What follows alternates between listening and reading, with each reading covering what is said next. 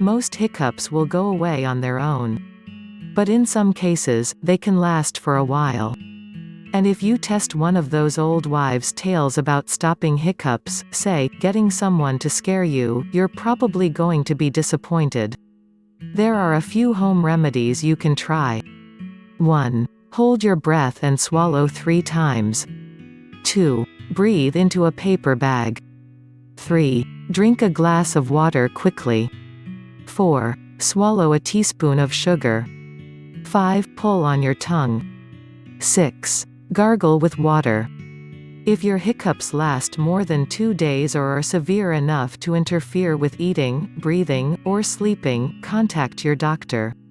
She might be able to treat chronic hiccups with medication or run some tests to see why your hiccups aren't going away.